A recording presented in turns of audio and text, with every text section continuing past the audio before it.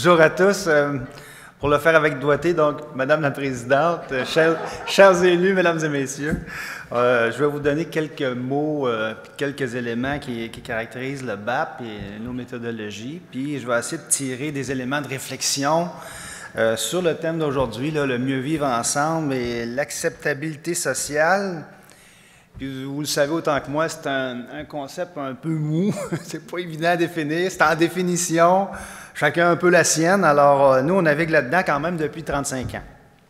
Donc, le Bureau d'audience publique sur l'environnement, c'est un organisme public, neutre, gouvernemental, consultatif et non décisionnel, qui relève donc du ministre du Développement durable, de l'Environnement, de la Faune et des Parcs.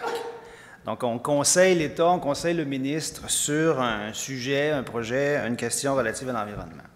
Donc, notre mission, c'est éclairer la prise de décision gouvernementale dans une perspective de développement durable. Donc, pour faire ça, on utilise par exemple des grilles d'analyse où on a les 16 principes du développement durable de la loi qu'on travaille puis qu'on analyse avec le projet. Donc, le BAP informe, enquête et consulte la population sur des projets ou toutes questions relatives à l'environnement, surtout sur des projets et des questions qui ont des impacts majeurs sur l'environnement. Donc, la plupart des plus petits projets dans la procédure d'évaluation de l'environnement ne passent pas nécessairement au BAP. Pour faire ça, pour mieux informer, mieux consulter, mieux enquêter, le BAP tient des séances publiques directement dans les milieux où il y a les projets, dans les milieux concernés. Le BAP privilégie beaucoup les échanges directement dans des salles d'audience, par, bien sûr, un respect des communautés qui vont accueillir le projet. Aujourd'hui, de plus en plus, cependant, on utilise des plateformes numériques parce qu'il faut se moderniser et pour rejoindre certaines tranches de nos commettants, des citoyens, le numérique est nécessaire. Donc, on a de plus en plus, presque maintenant 100%, des web-diffusions de toutes les séances. On a parfois la possibilité de poser des questions en ligne aux experts et aux commissaires et aux promoteurs. Et bientôt, vous allez voir le BAP se moderniser avec l'utilisation de médias sociaux pour échanger puis pour informer la population. On sait que beaucoup de jeunes lisent pas votre journal local avec l'avis de projet du BAP qui s'en vient le lundi soir à 7 h.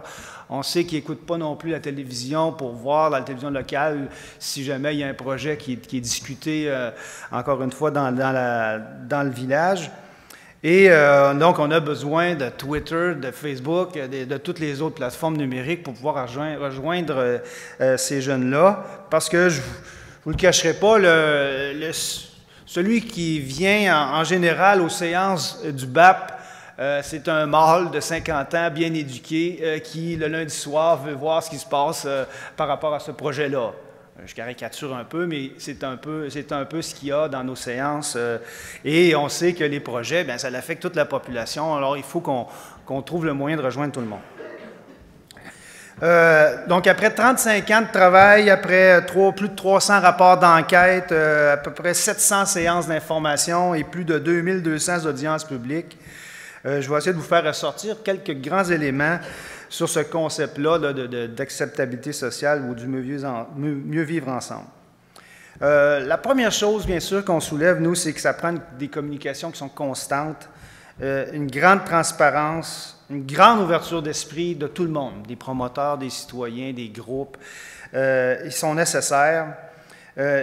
Pour faire ça, le BAP encourage beaucoup les promoteurs de projets ou les différents ministères qui ont une question relative à l'environnement d'engager le dialogue très en amont, le plus possible, avant que le BAP arrive.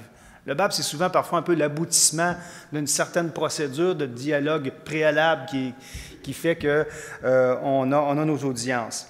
Donc ça, c'est un encouragement important, puis on pense que ça l'aide à faire passer, puis à faire comprendre à tout le monde les enjeux d'un projet ou d'une question.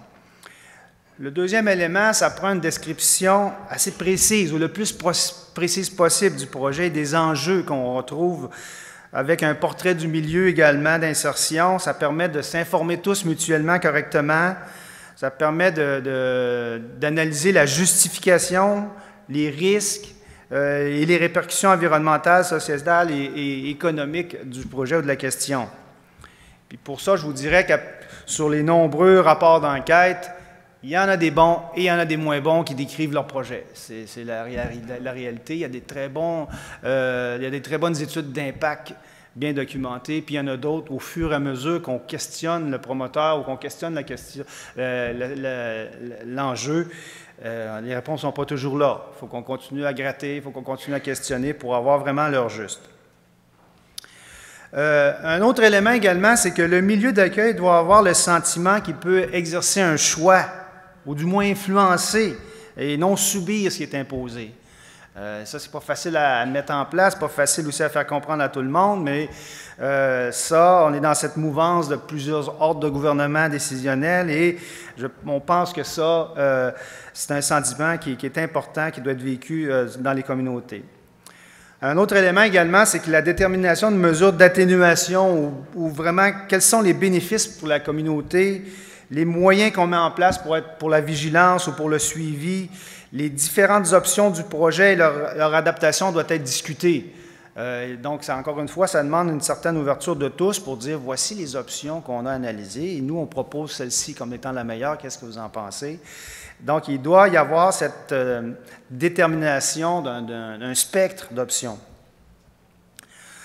Ce qui fait que pour nous, la confiance de la population ne peut se construire qu'au travers d'une implication totale dans le temps et dans l'espace. On pense que ça a besoin d'être construit tranquillement et avec ces différents moyens-là. On pense aussi que la crédibilité du processus et des rapports du BAP, elle relève de notre neutralité, de notre rigueur protocolaire et analytique. Ceux qui ont déjà assisté à des séances du BAP, vous savez, c'est très protocolaire. Les promoteurs à gauche, les experts à droite, on ne se mélange pas entre les deux, les commissaires. Les gens ils se sentent en confiance, puis ils viennent dans les salles, puis ils peuvent exprimer librement leurs questions et leurs opinions. Et on pense que ça, c'est bien important à conserver. Puis c'est ce qui fait souvent que nos rapports sont souvent très, très crédibles et très lus. Ça aide aussi l'État. Bien sûr, le but ultime, ça aide toujours l'État à prendre des décisions plus éclairées. Si les gens ont pu s'exprimer, puis nous, dans nos rapports, on exprime l'opinion des gens, bien, l'État est encore plus à même d'avoir une décision éclairée. Je vous dis ça parce que parfois, pour presque des projets identiques, en tout cas qui semblent identiques, 2 parcs éoliens dans 2 MRC différentes, avec le même protocole, la même approche, va donner, vous allez voir, parfois des rapports très différents. Parce que la démarche et le processus a fait que l'expression des opinions, le non-dit, le manque d'information d'un bord par rapport à l'autre a fait que les projets ils ont été mal analysés, ils n'ont pas été mal analysés, ils ont été mal reçus et dans notre analyse, on dit, bien écoutez, votre vente de projet n'a pas fonctionné parce qu'il y a vraiment une cristallisation des positions. Même chose pour certains projets miniers, ceux qui ont vu dernièrement nos rapports, vous avez vu que parfois, pour un projet de plus qu'1 milliard de dollars dans la région de Sept-Îles, il y avait beaucoup de manque par rapport à l'information. Ça a donné le rapport qu'on a fait.